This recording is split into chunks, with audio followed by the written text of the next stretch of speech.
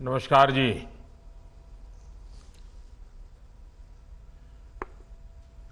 उत्तराखंड के राज्यपाल श्रीमान गुरमीत सिंह जी, उत्तराखंड के लोकप्रिय मुख्यमंत्री श्रीमान पुष्कर सिंह धामी, रेल मंत्री अश्विनी वैष्णव, उत्तराखंड सरकार के मंत्रीगण, विभिन्न सांसदगण, विधायक, मेयर, जिला परिषद के सदस्य, अन्य महानुभाव और उत्तराखंड के मेरे प्रिय भाइयों और बहनों, उत्तराखंड के सभी लोगों को वंदे भारत एक्सप्रेस ट्रेन की बहुत बहुत बधाई। दिल्ली और देहरादून के बीच चलने वाली ये ट्रेन देश की राजधानी को देवभूमि से और तेज गति से जोड़ेगी। वंदे भारत से दिल्ली देहरादून के बीच रेल सफर में अब समय भी काफी कम हो जाएगा। इस ट्रेन की गति तो अपनी जगह है ही, जो सुविधाएं हैं वो भी सफर को आनंददायक बनाने वाली है। साथियों, मैं अभी कुछ घंटे पहले ही 3 देशों की यात्रा करके लौटा हूं। आज पूरा विश्व भारत को बहुत उम्मीदों से देख रहा है। हम भारत के लोगों ने जिस तरह अपनी अर्थव्यवस्था को मजबूती दी है, जिस तरह हम गरीबी से लड़ रहे हैं, उसने पूरी दुनिया का विश्वास जगा दिया है। जिस कोरोना से लड़ने में बड़े बड़े देश पस्त हो गए, उसी कोरोना को हम भारतीयों ने मिलकर के कड़ाई से टक्कर भी दी। हमने दुनिया का सबसे बड़ा वैक्सीनेशन अभियान चलाया। आज पूरे विश्व में भारत को लेकर चर्चा है।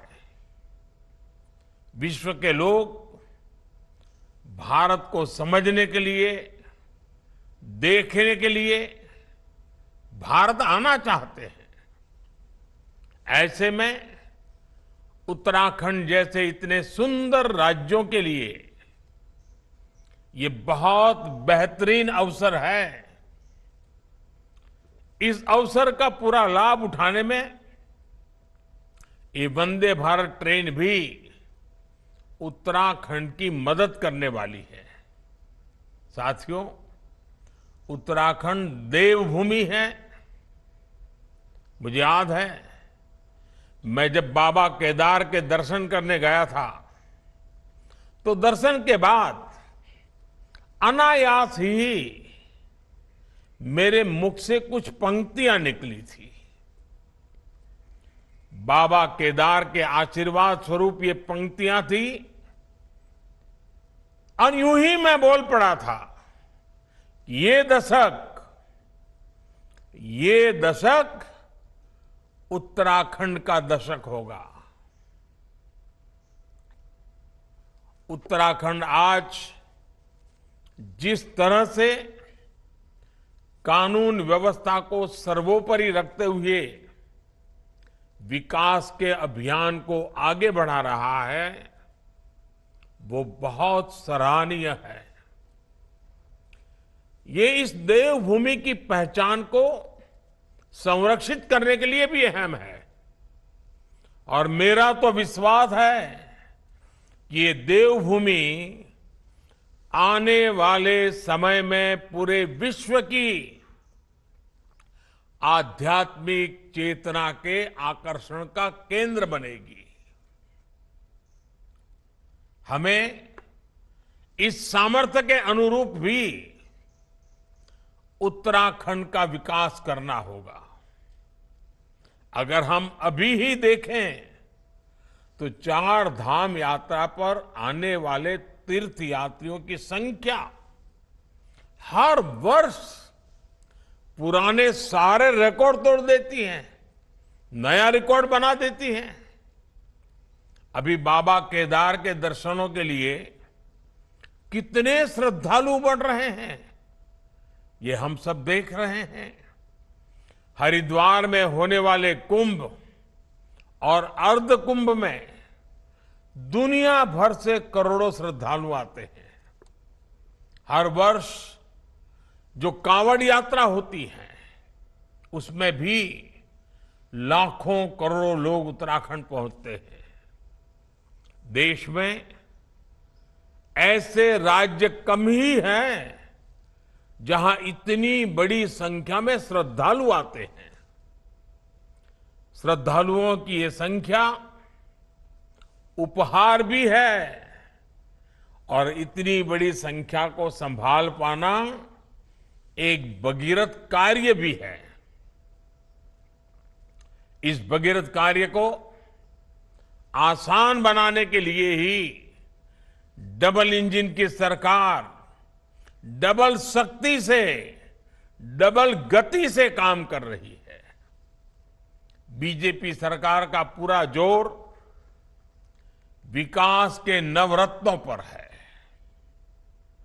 पहला रत्न केदारनाथ बद्रीनाथ धाम में 1300 करोड़ रुपए से पुनर्निर्माण का कार्य। दूसरा रत्न 2500 करोड़ रुपए की लागत से गौरीकुंड, केदारनाथ और गोविंद घाट हेमकुंड साहब रोपवे का कार्य।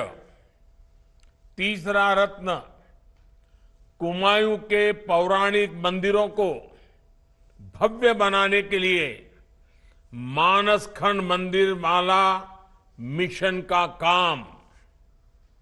चौथा रत्न पूरे राज्य में होम स्टे को बढ़ावा।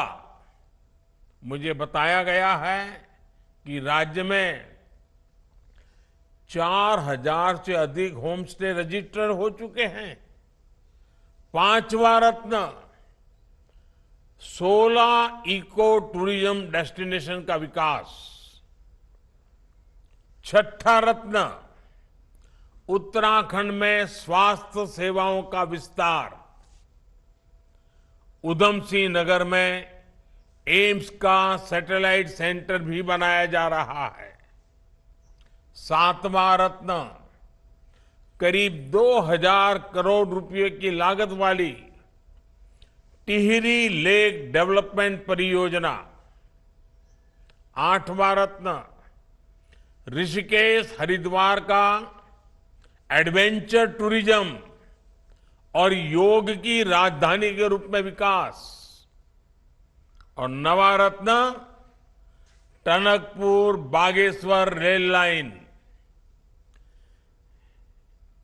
इस रेल लाइन पर भी जल्द काम शुरू हो जाएगा। और आप लोगों ने एक कहावत सुनी होगी, सोने पर सुहागा। इसलिए इन नवरत्नों की माला को पिरोने के लिए इंफ्रास्ट्रक्चर के जो प्रोजेक्ट यहां चल रहे हैं उन्हें भी धामी जी की सरकार ने नई ऊर्जा दी है। 12,000 करोड़ रुपए की लागत से 4 धाम महापरियोजना पर तेज गति से काम हो रहा है। दिल्ली देहरादून एक्सप्रेसवे तैयार होने से देहरादून दिल्ली के बीच सफर और आसान हो जाएगा।